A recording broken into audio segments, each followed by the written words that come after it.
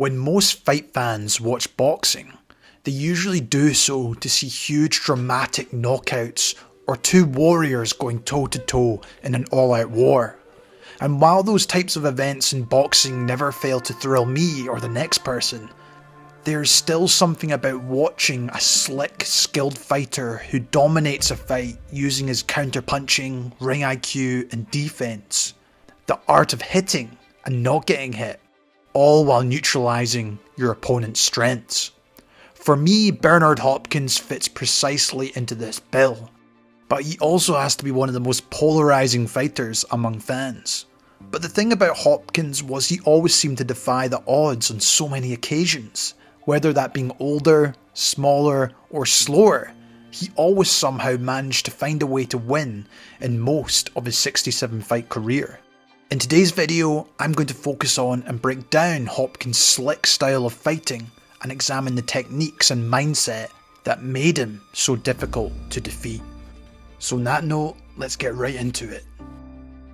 But first up, let's look at Bernard's background and how he got into boxing. Growing up in a poor housing project in Philadelphia, he was surrounded by a bad environment, in which Hopkins turned to crime in his early life. By the age of 13, he committed robbery, muggings, and had even been stabbed 3 times. There's always a cop. What you doing up here? Where you going? Where's your ID? We was poor and they was rich. What it made me feel at that moment, at that time, less than a human. So we start preying on them. On the street, my nickname was Heads. Heads was the guy that look you in your eye and take your shit. Period. Could be money, drugs, rings, definitely watches. And I like that coat and we the same size. However, Hopkins' luck with crime on the streets would not last. And at 17, Bernard was sentenced to 18 years in prison for 9 felonies.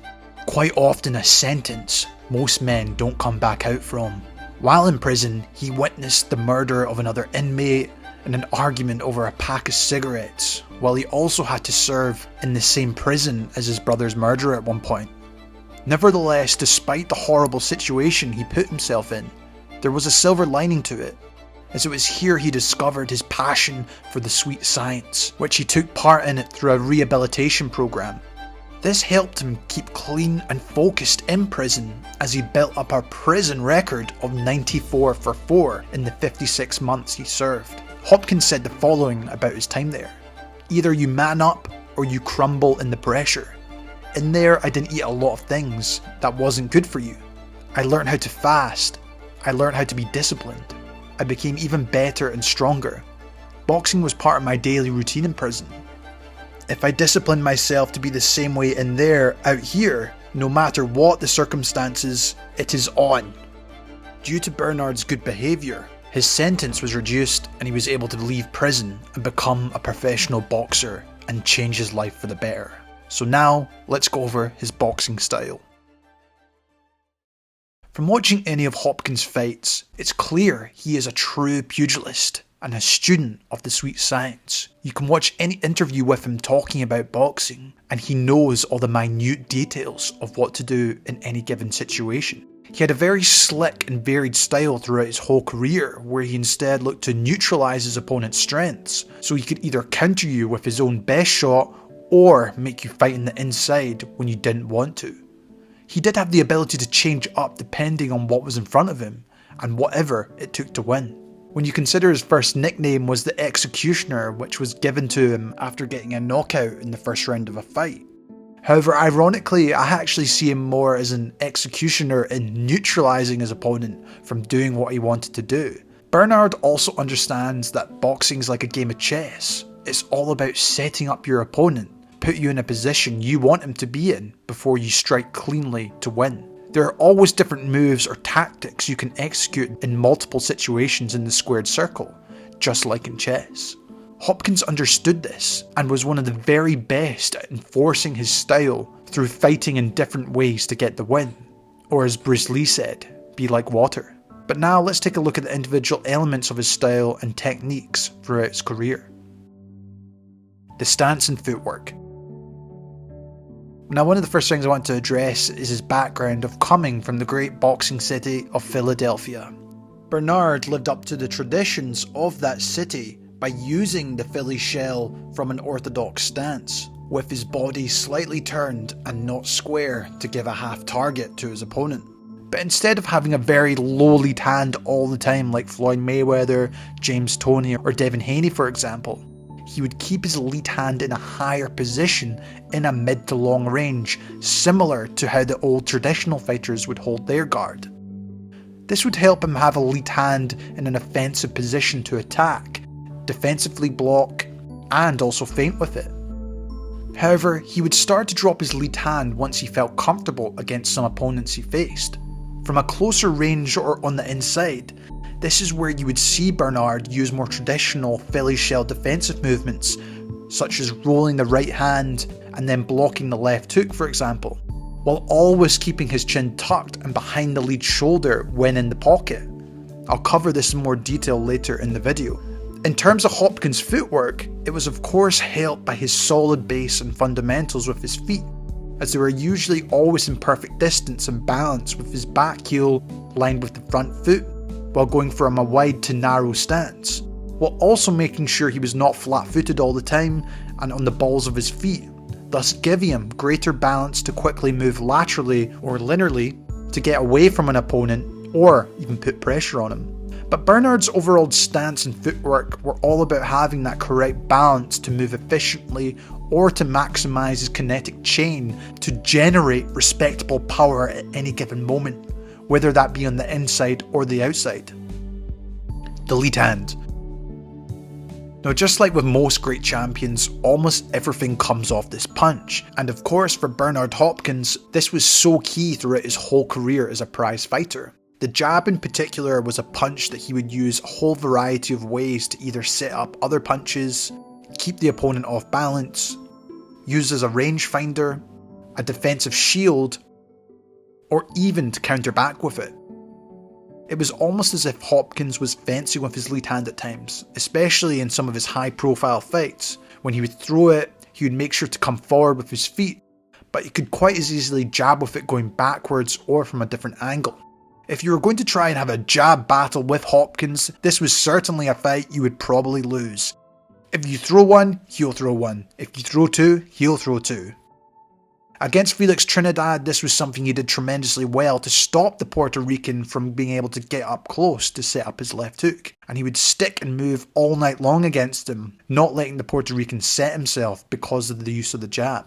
Hopkins also had a very good left hook that he would utilise, always making sure to throw this punch from a distance and position he could actually land it, as in Hopkins' words, it was all about leverage and balance before throwing it. Hopkins was also a fond user of using the shovel hook, which he would throw this punch from a lower lead hand position. This is because it can break through a higher guard due to the lack of vision of the opponent, and it can split between. But if you want to do it, you got to have your hands down. It's out of his radar. It's coming from here. One of my favourite setups by B-Hop using the lead hand though has to be against De La Hoya. Throughout the fight, B-Hop would throw a lot of straight punches to the middle of the guard, while Oscar was also probably more cautious of Bernard's right hand. As the rounds went on and Hopkins started to put on a bit more pressure, he was able to set up De La Hoya by jabbing to the guard before quickly shifting to his left to land the left hook to the body on the button. While the momentum of him coming forward helped generate that power, this is a brilliant example of a fundamental setup to create that opening for the liver shot. I believe I threw a jab, and then I leaned to the left and hit him right under the liver. That's one of the great body shots. Yeah, that was, and that right there, I heard like a wind come out, and then I went up with a little left hook. That hook wasn't too much damage, but the right hand. This has to be probably one of B-Hop's favourite weapons to use, and he would mainly use it as a way to actually close the distance to land and smother his opponent to get to work on the inside. However, he had perfected the technique and fundamentals of when to use this punch so well. One included just throwing a right cross after a lazy or mistimed jab from his opponent to counter over the top, or using his jab to set up the right hand cross, mainly by occupying the guard of the opponent's vision before firing back. Sometimes he would also pull away the opponent's guard to create an opening for that right hand to land cleanly. While he would also use that lead right hand, as I just discussed, close the distance. He did this expertly against the southpaw Antonio Tarver, landing multiple times throughout that fight. He would also like to throw this punch when the opponent's lead hand would be in a lower position, as he knew the momentum of his body would help him land, while his head potentially clashing with them would help create further caution of his competitors when he threw this punch. Another brilliant example of Hopkins setting up the right hand cross of a typical 1-2 combination against Shumenov, where he instead used a blinding jab to set up this punch, completely catching him with a clean right hand before getting the knockdown. B-Hop would also use it as a way to benefit his leverage of the left hook due to the transfer of weight from right to left and vice versa. Defense and counterpunching. So this is probably where that real slick fighter of Hopkins would really start to come out through his solid defense and counterpunching. For me, the best point of his defense was when he was using that Philly shell. The first pinpoint to make is he'd always make sure that chin was tucked right on the centre line, while his right hand was ready to block and counter. If an opponent would attack with a jab or right hand, he would get behind that lead shoulder, and this is where he would utilise his counterpunching by firing back with a right hand after slipping to his right, or rolling the shoulder after the opponent threw this punch. If he was in the centre ring, he would just sometimes look to use solid fundamental footwork by using a wide, narrower stance, moving away from the opponent before resetting himself. In the pocket or on the ropes, this was a different story, and this is where we'd see more typical slip and roll and counter movements on the inside while in that Philly shell stance, which is just beautiful to watch for boxing purists. You have to applaud his skill set and reactions to do this so well into his 40s.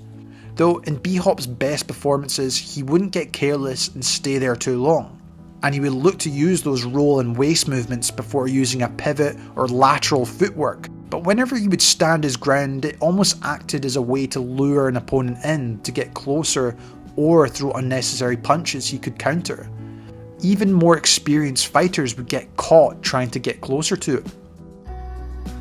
Hopkins though would not just count on his Philly shell for defense, as he would look to use his lead hand as a way to block punches and also counter with it, but he knew the lead arm would always act as a shield for him. The Romans had the shields and then they had the swords.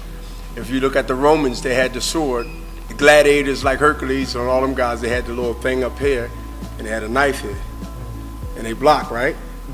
Yep. So inside fighting and dirty tactics. Now, inside fighting often gets misassociated with dirty boxing at times, and is almost a lost art with many modern fighters. Fighting on the inside is a great way to slow down the pace of a fight and land shots up close. Now, in terms of Bernard, as he got older and his athleticism declined, he had to look for other ways to cause damage to his opponents, by spoiling their rhythm and fighting on his terms. And of course, this is where a lot of people would get frustrated watching Hopkins. Bernard will look to fight on the inside and make it a messy fight on lots of occasions, but B-Hop knew for the most part a lot of fighters don't like to fight on the inside or even know how to, thus forcing them to fight here and him using some of those so-called dirty tactics to get the upper hand until the ref would intervene. There would be things like a lot of low blows at angles the refs couldn't see, using his head, punching behind the head, or even faking injuries probably to get himself a breather. However, as much as I don't like these types of tactics, I do understand why B-Hop would try to fight like this against less experienced, bigger and stronger guys, as he knew it would give him the upper hand in fighting this way. The art of feinting and setups. Feinting is a crucial skill every fighter should look to learn, especially if you wish to condition your opponent to set up punches yourself. Hopkins was very good at using feints to make his opponent react to his movements, also he could create openings, but most importantly, to set up and create patterns of his movements before quickly feinting and changing his attack. Bernard would usually try to fake to the body before going up top, or vice versa. These constant changes of patterns through feints would therefore create a state of uncertainty, which Hopkins took advantage of. He wanted to put the following mindset of paranoia and a fear state of mind in his opponent. Okay. But it has to be a pattern to get him in that state of mind. Gotcha. That paranoia state of mind, or that fear state of mind. A great fight to watch was against Kelly Pavlik by just putting his body in a position to set up the left hook from different angles. This in turn actually hurt Pavlik, who was more cautious after this punches landed in the earlier rounds, leading Hopkins to really make his attacks a lot more dynamic and varied, therefore creating that paranoia state of mind. Finally, I can't forget his famous finish against Felix Trinidad as he put on a dominating display only to put the icing on the cake by knocking him out in sublime fashion in the 12th round. However, if you take a closer look at the knockout itself, you can make the argument that he set up this exact combo. At first glance, it looks like he just mistimes the left uppercut, but in fact is used to help draw out Tito's deadly left hook. This therefore leads to the perfect opening to land that sharp right hook on the chin of Tito as he's exposed. He even used this exact combo 2 rounds before landing it before trying it again in the 12th. He almost used the exact same move for his knockdown versus Tarver by using a shovel hook feint that made him throw the left hand, leading to a beautifully timed right hand down the middle. These seem like simple things, but it really is high level ring IQ, and he truly is one of the best I've ever seen creating openings through deception of feints and body position. Discipline and longevity. Finally, I feel it was also very important to touch on B-Hop's mental discipline. As mentioned before, Bernard was in the prison system from a young age, and this no doubt actually helped create that hardened discipline that helped him reach the top. Coming from violent beginnings alongside his insane discipline made Bernard into a very dangerous man in the ring. You just have to watch his early years in his middleweight run, and he would show exhilarating hand speed and knockout power alongside no mercy. However, as he reached his late 30s, many continued to say that this was the end for Hopkins, that father's time would catch up. But this almost gave him an advantage over all these younger guys he faced, as he totally outfoxed them. But his big secret wasn't that he was really an alien from another planet, but in fact, he treated his body and mind like a temple, especially through diet and recovery, as he knew opponents would be relaxing out of camp, overeating, or partying after fights, where he instead decided to look after himself. I am super perfect when it comes to taking care of this body and taking care of myself. I wouldn't be here this long, y'all. You think I'm that good? I'm not that talented that way. Roy Jones was talented and 10 times more than me. Most of the fighters in my era, including the James Toney, them guys was more talented than me all around the board, and I'm not just being nonchalant about my talent. But something that I understood from day one: you keep your body clean, your mind clean, and you don't get caught up in this bullshit that goes on with success, you will be all right. And I live by them codes, man. And that's why it's hard for these young fighters to beat a Bernard Hopkins here, and even the physical, because I took care of my temple. They on the floor after the fight tonight, most of them, at a club somewhere. I'm in a hot tub or in a bathtub, no matter how many rounds the fight went, in my suite.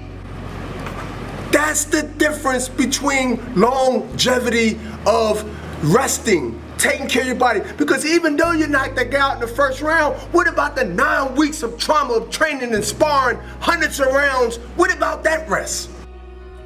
Final thoughts. When you look back at Hopkins' career, he is without a doubt a man that defied the odds completely. From having lost his first ever fight to becoming a Hall of Famer just shows you the determination this man had to reach the top.